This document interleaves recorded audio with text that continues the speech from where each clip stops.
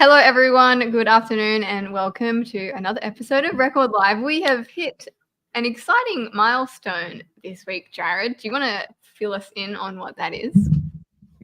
We will hit an exciting milestone this week. It's 50 podcast episodes. So Record Live has been going for quite a long time in the video format, but we just started the podcast last year and we've already hit 50 episodes, which is exciting. A lot of podcasts don't make it past 2 or 3.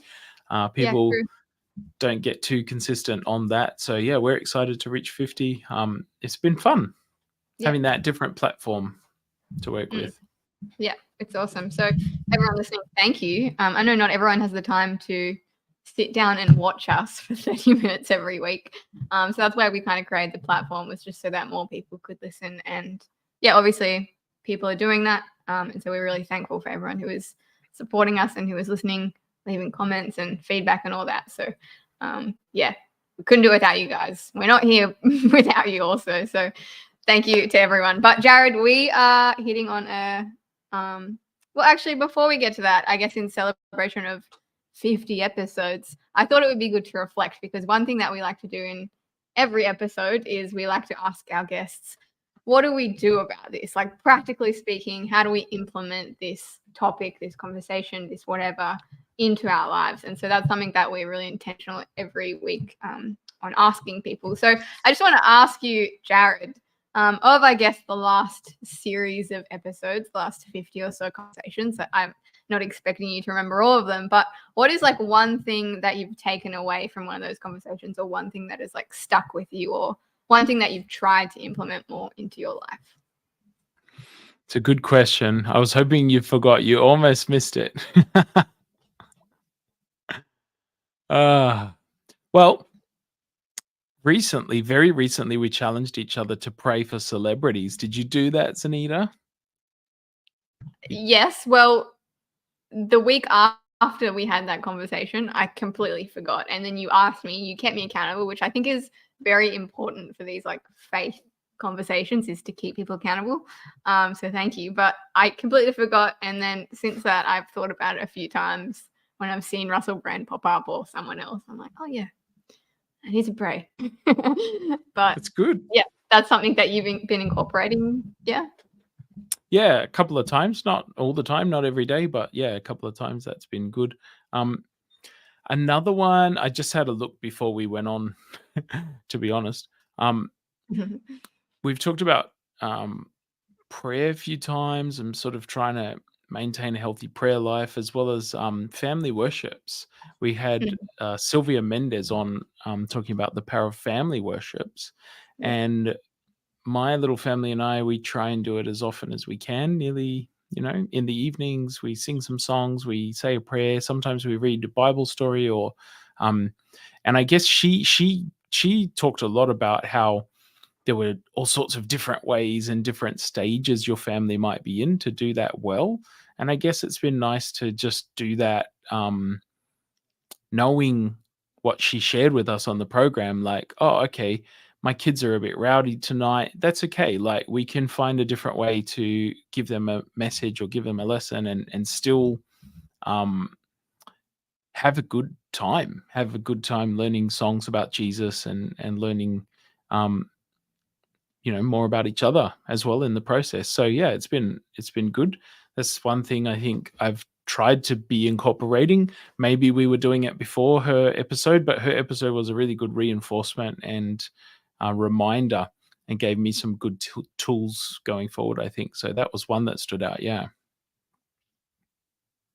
we've had a lot of really good insight for anyone who just loves the practical stuff. You can just here's a hack. You can just fast forward to the last 5 minutes of the episode and hear that, but you'll probably miss all the motivation and pump up around that. So yeah, awesome. Well, today, Jared, we are having a conversation about leadership, which I think is a really cool topic. I believe personally that we're all called to be leaders. I don't know if you agree with that statement or not, but whether you're leading in a good way or a bad way, you're leading in one way or another. So, but I guess surprisingly, it's not really a topic that we've covered on Record Live. We've talked to leaders, of course, but we haven't really addressed the topic. And so that's what we're tackling today. But I would love to hear from you, Jared, if you yourself actually feel like a leader. I know a lot of people say like, oh, I just don't feel like a leader. I don't think I have those skills. So today I'm kind of interviewing you. And so, yeah, I guess I just want to know, do you like, obviously you're an editor and you're a boss.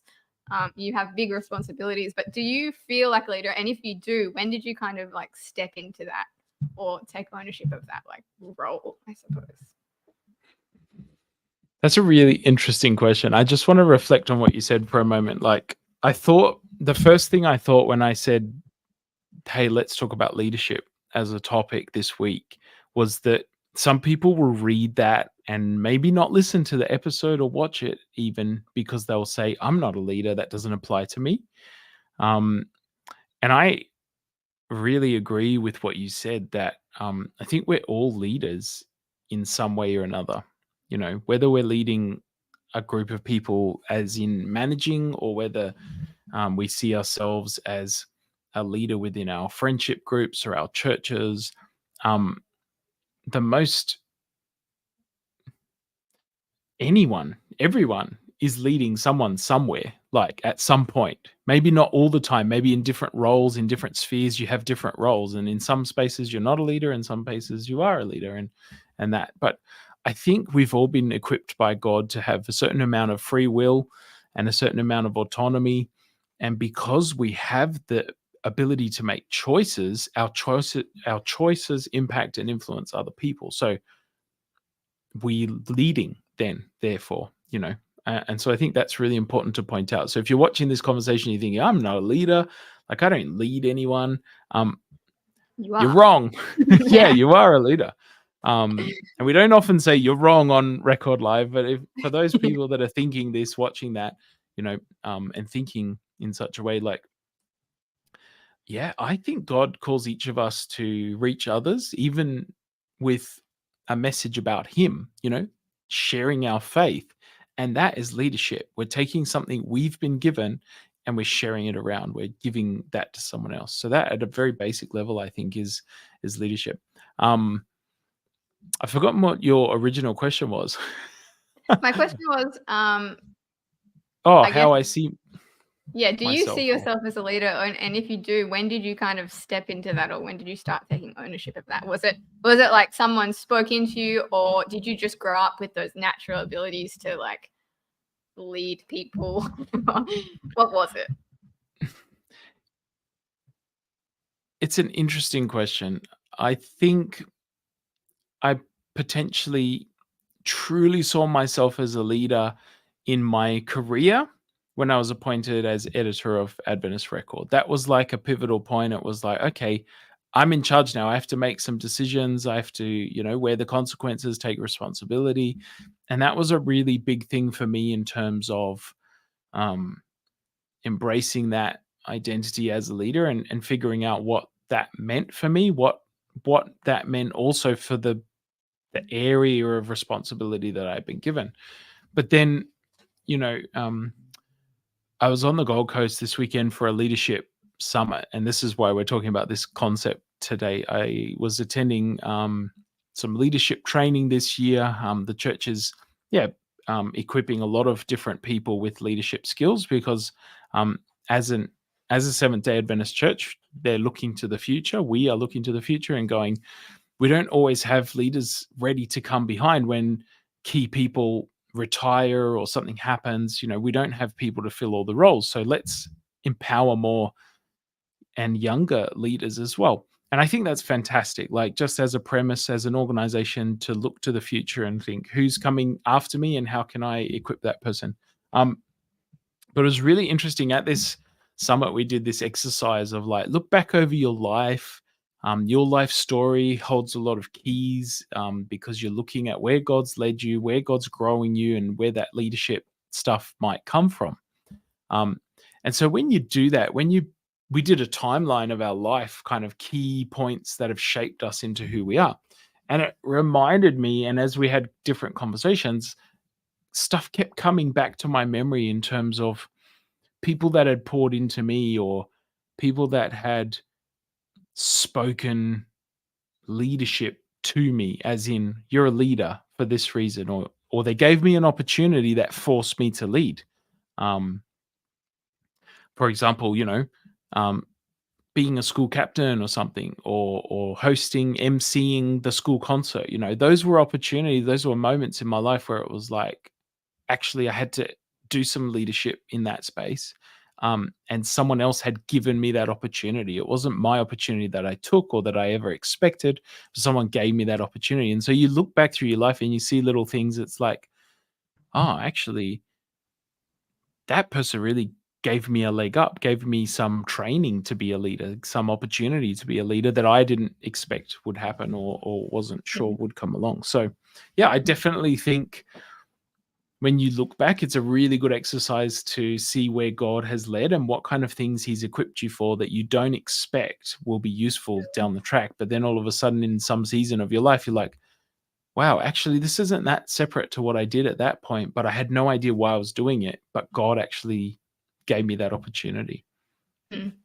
Yeah, I like that element as well, as like someone saw something in you, because I think sometimes people freak out about the concept of leadership because they think of like I think of maybe people who are like controlling or just take the lead on everything. But I think like really good leaders empower other people to like join them and like provide people the opportunity to like come alongside.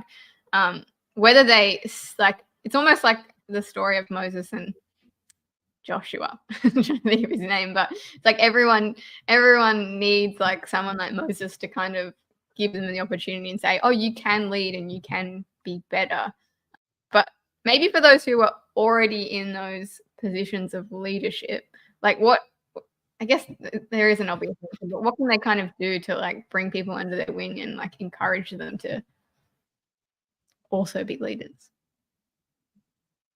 It's a good question. I think just reflecting on your Moses and Joshua sort of concept, and some of the things we've already shared in this conversation, Joshua may not have felt like a leader after the AI incident, when they lost the battle and, Moses is gone and it's like, oh I thought you were no, talking about like, AI, like artificial intelligence. no, Like what?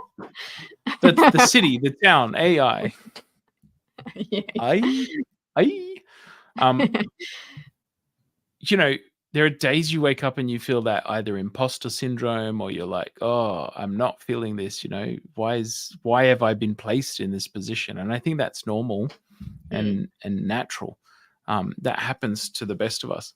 And so, yeah, but in terms of, looking at the future and giving others things, sometimes it's a positive experience, sometimes it's a negative experiences. Some of my traits, some of the things that I have developed that are positive for me in my life have been when people have challenged me on something. I remember I was quite shy at church, and I was scared to talk to some of the older people that I didn't know, so I didn't look at them. I didn't make eye contact. I was sort of an introvert in that sense. And one day, Mum mentioned to me that one of the older gentlemen in our church, he always made an effort with us young people. So that was one thing. That was a positive thing. He always tried to speak to us and whatever. But she said,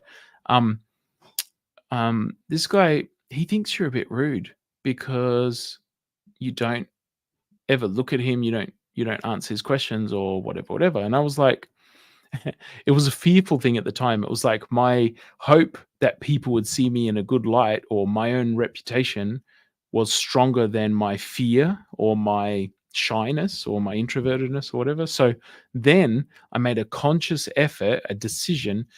I need to be better. I need to actually be friendly at church, to the point where when I was a young person, a teenager, a bit older, I would look for new people at church and try and say hi, be friendly, welcome them, because I knew that it was quite hard to go to a new church and to be, and so my radar was really attuned to that. But it wouldn't have happened maybe unless I'd been challenged, like called out in that way.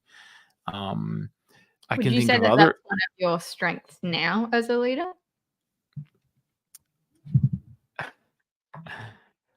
It's always uncomfortable to talk about my own strengths, Anita. Yeah, I guess. Maybe that's something I need to work on. I I I would say, it depends on the day, but sometimes I don't know that I'm actually introverted. I had this conception of myself that I'm a shy kid, like I can't do certain things. And I still think um, sometimes I have anxieties around new situations and communicating with certain things. But if I'm comfortable, I very much do get energy from talking to other people and, working the room, making new connections. It's very different now to when I was, 7 sort of thing. So um, it could definitely be something. I don't know if I've developed it or God's helped it be developed, but um, it's very clear memory to me, that progression of how that episode or that incident changed myself. It's happened in the workplace as well. One former boss of mine questioned something or made a comment about something, and I was like, oh, is that how I've been perceived? I need to work on that. I need to grow that area, and it's really stood me for the better. So point of all that to say, you can influence young people in your church by paying attention to them and speaking into their lives. Yes, I can think of coaches, I can think of teachers who said certain things about me. I can think of my parents who have said certain things and trained me in certain ways that have helped me get to where I am today. So there's definitely that element if we can be intentional. One thing I'll sometimes lament is the fact that um, there's been incidental episodes of that have really helped me, but I don't necessarily have an intentional. I do now, but at times in my life, I've had people. I've wondered who's my mentor, who's actually mentoring me. Like I'm doing a lot of this stuff by myself, but I'm not being poured into, and so it's made me really conscious of like who can I pour into, and I don't always do a good job of that. But looking for others to actually mentor is a valuable thing. And just this, for our older members in our churches, they have a hugely valuable role. I've heard the stats about if 5 people at a church know your name, you're more likely to stay there, sort of thing. um what about our young people? If 5 older people, they may feel like, oh, they don't have the energy for preparing the lesson and getting up the front and preaching, or they don't have the ability to do a whole bunch of mission trips and flying builds and whatever. But they can be hugely instrumental in telling stories, passing on what they know, and knowing the names of young people. Speaking life when you see a young person up the front. Hey, you did a great job as doing that. I encourage you to do it more. I really enjoyed that. Um, that's the kind of thing that we can be. We can be leaders in that space, even if we have no leadership roles. We can lead by encouraging someone else, and that's the servant leadership that we can display by, hey, I'm going to take a risk that you don't know me, but I'm going to come and speak something encouraging into your life. I think that's really important. Yeah, I think that's a good point as well, because not everyone is in like leadership positions, or not everyone is like editor of 2 magazines in a workspace like you, Jared. But like, I guess if we think about people, maybe they are like yourself in that they have a wife and they have children and that they have a job. And I think some people look at that and they're like, how do I like lead in this? Like, I'm not a leader. I'm not like in that kind of environment. But as you're saying, it's kind of like just empowering people and encouraging people is like a key part. Well, I have a question for you, Zanita. You said at the start of this conversation you see yourself as a leader, like we should all see ourselves as a leader, but you're not leading in a sense of in a work position career wise necessarily, but how do you see yourself as a leader in your life, and have people spoken into your life to make you feel that way, like, yes, I have the potential, I am a leader, sort of thing, in a space? Tell me a bit about that. Yeah, I remember someone in my family talking about leadership when I was a child, and he he wanted to be a leader. And I used to always kind of like curl up with that thought, thinking like, oh, no, like I'm not a leader. Like I don't really want that responsibility. I think I thought of people like in political positions or like big roles as leaders, kind of people who are the face of the screen kind of thing. And I just wanted to be kind of like a normal person with friends. That was like what I was interested in. But I think it was when I started coming back to church, I had a few people like really intentionally disciple me and really intentionally like encourage me and like empower me in certain areas. And they also said things like, oh no, like you're a leader. And I was like, what? No. But I think at that point I started to see it with a different lens. And so now I just see leadership as like influence. And like that can like look like a million different things in my life. But even just in my friendship circles, it's like, oh, how can I influence people well? Like, is that just like staying consistent, or is that just being like confident in what I believe? Like, and so I think, yeah, I don't know exactly. I think it's shape shifted a little bit because I have had like roles in the church before, like leadership roles. But I think in my day-to-day life, I just try to be like consistent in my character, consistent in my values. Like I try to just like model life well. And that doesn't always go to plan, but that's what I aim for. I think it was it John Maxwell that said leadership is influence. I think that I'm trying to remember. Maybe. There's a famous I have read leadership that, so it might just be the business. line Yeah, coming out. I think it's John Maxwell that says, in leadership is just influence, and how do we influence other people? And I want to say this as well.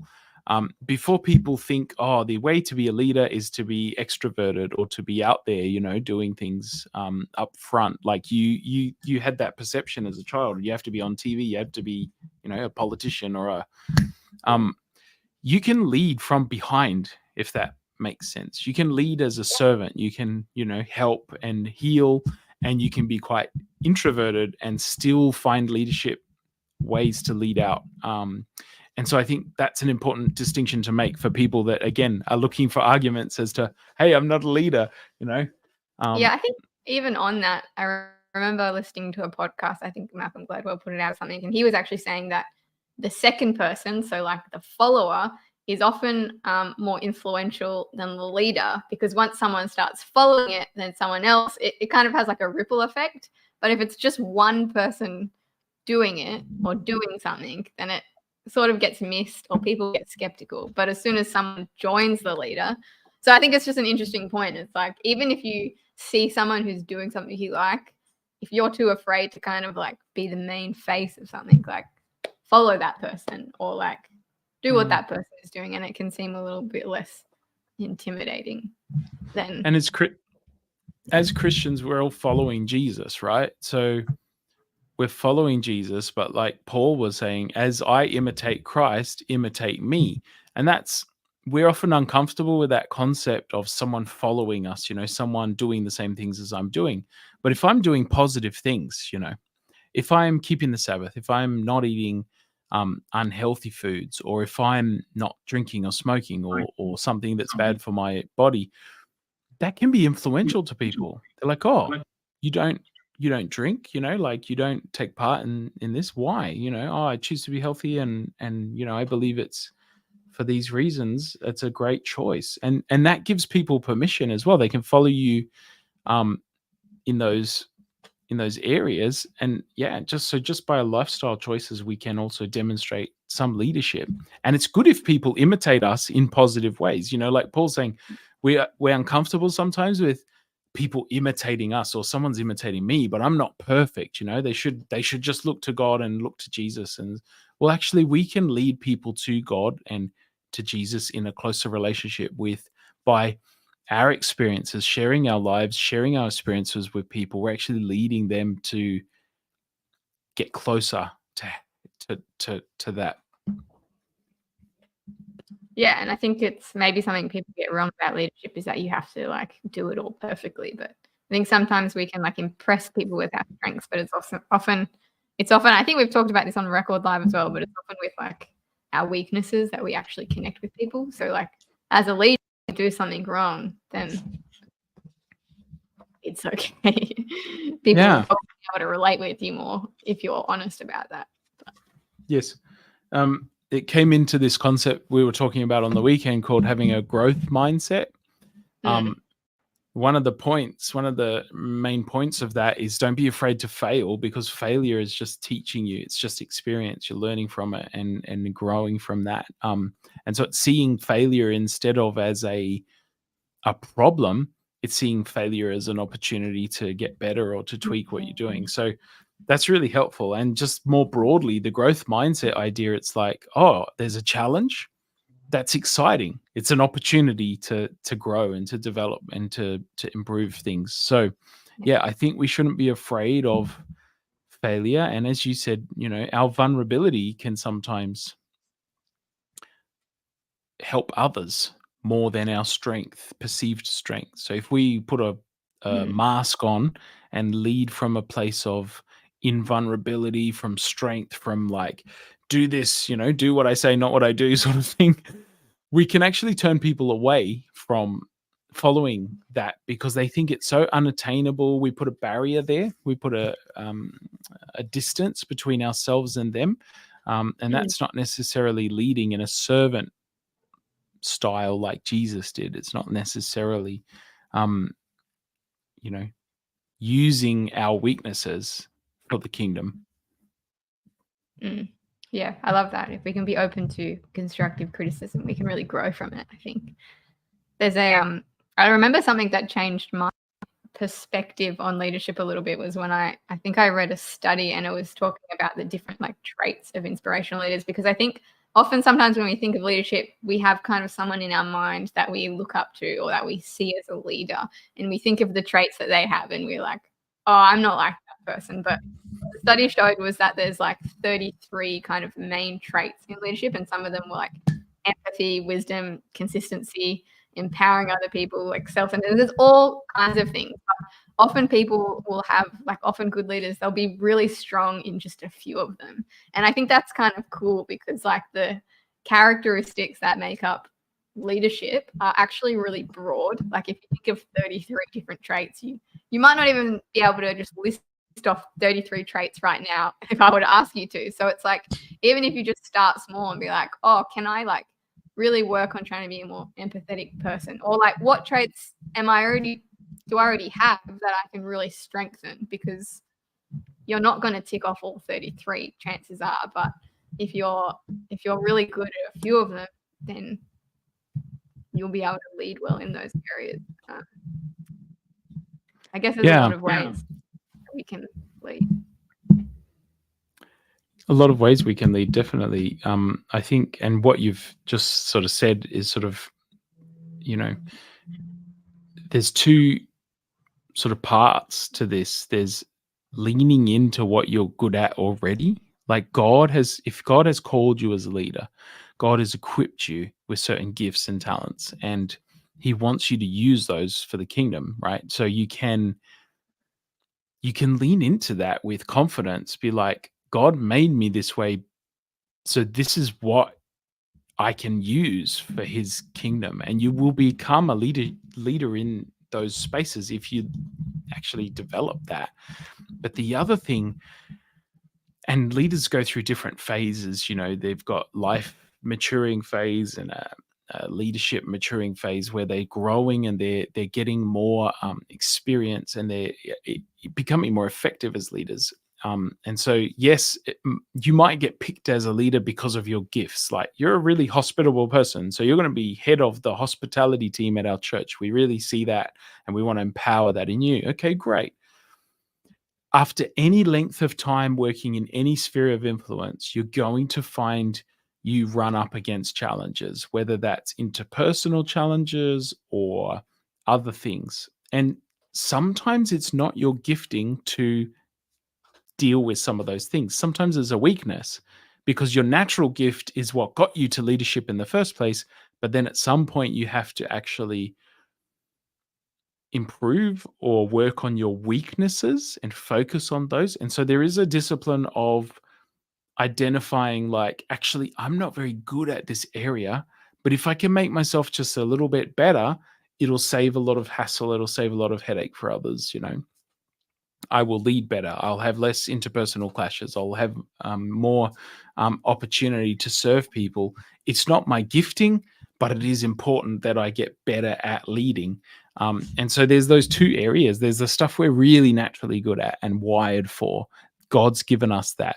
But he's also given us, well, we should be as leaders teachable and continue to try and develop the character of Christ. And sometimes some of our weaknesses are stopping us from leading well, and we need to work on those.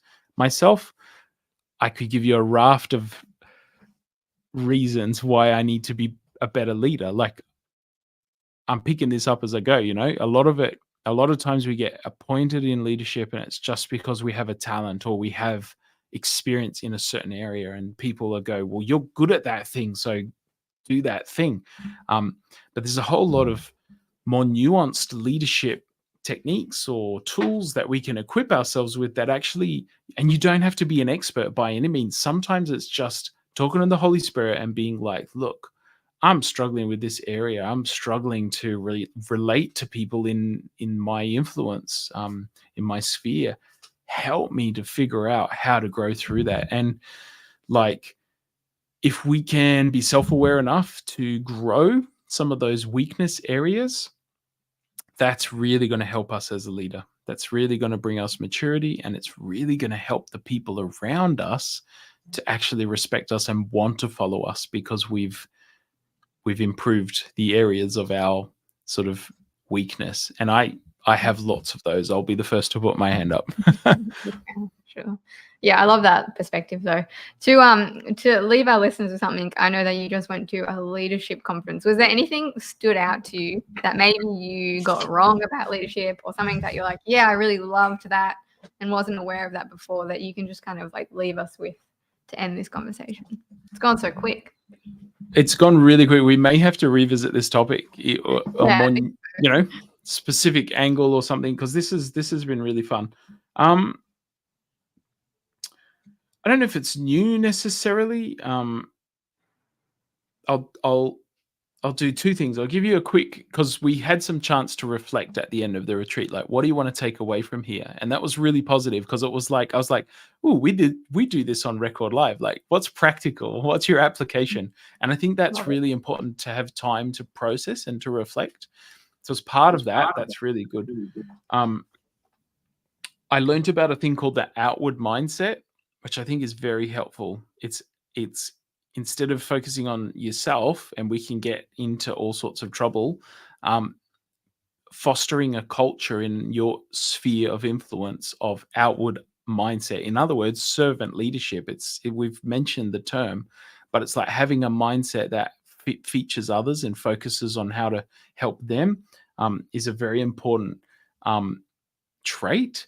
But a lot of the leadership models that were shared on the weekend also sort of focused on this like idea of leading the self first. Like, that's where you start figuring out how to lead yourself well. And one thing I've been putting into practice this year that I've found very helpful is an exercise called morning pages. I just make sure I try during some point of my morning to write for 15 minutes or so, some reflections, it's like a journal, it's like gratitude, or it's whatever topics bothering me for the day, and just doing that and getting some ideas out in that space. I've had some real breakthroughs this year. Not even this year, the last 2 or 3 months when I've started doing it, not as regularly as I'd like, but when I do it, it's something really helpful to me. And people do it already in journaling or devotions, and I've done it at different points for my life, but only when I've felt like I needed to, not as a regular, trying to make it more regular habit. So I'm trying to make that a more regular thing in my life, and I've found it super helpful. So that's one thing. Mary Ellen will be very proud of you. And she's a big morning pages. Mary Ellen, what a champion. She will be very proud of me. And, that's an example of someone I was leading, right, Sunita? But who also taught me many things and continues to. So we learn from all sorts of sources, and shout out to Mary Ellen if she sees this, if she hears this. It was a joy to work with her, because she was always challenging me in positive ways, and she was someone I could use as a sounding board even for my own ideas around leadership, or hey, should we do this in this area? You know, it's always good to have people in your life that can do that. So yeah, if you haven't tried morning pages or doing a devotional, like a journal, like get into it. It's good to help you reflect and to help you figure out a course of action. And sometimes it just acts as a prayer, like, Lord, I don't know, but I'm dealing with this stuff. Like, here it is. So yeah, very practical. Awesome. Love it. Well, that's a good thing to leave us with.